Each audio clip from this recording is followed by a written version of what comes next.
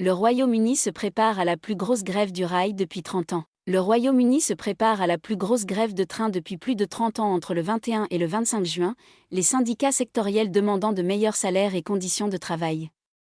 Le syndicat du rail RMT a aussi annoncé une nouvelle grève de 24 heures dans le métro de Londres le 21 juin, en plus d'une journée de grève cette semaine qui a largement entravé l'activité dans la capitale, et d'autres journées de grève en mars. Interrogé sur Sky News mercredi, le ministre de la Santé Sajid Javid a mis en garde contre l'impact de la grève pour l'économie après la pandémie.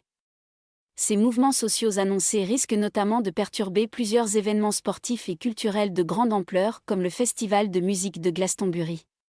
Plus de 50 000 employés des chemins de fer vont débrayer dans le cadre de 3 jours de grève nationale plus tard ce mois-ci, lors du plus gros conflit sectoriel depuis 1989 et les grandes privatisations du secteur, affirme le syndicat RMT dans un communiqué publié tard mardi.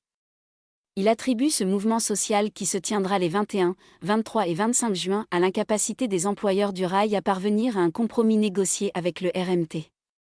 Les inquiétudes du gouvernement autour de l'impact économique de la grève. RMT affirme que le gestionnaire du réseau de chemin de fer Network Rail a l'intention de supprimer au moins 500 emplois de maintenance dans le cadre d'un plan d'économie de 2 milliards de livres.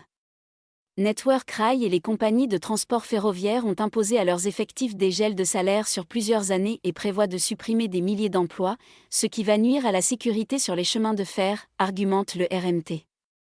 Nous avons une crise du coût de la vie et il est inacceptable que les cheminots perdent leur emploi ou soient confrontés à une nouvelle année de gel de salaire avec une inflation galopante, a commenté Mike Lynch, secrétaire général du RMT.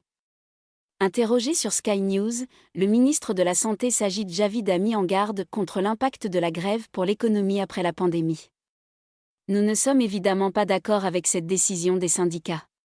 Si ces grèves ont lieu, ce n'est pas seulement une mauvaise chose pour les voyageurs, je pense que c'est mauvais pour les travailleurs parce qu'il faut une industrie qui soit durable, a réagi Sajid Javid sur Sky News.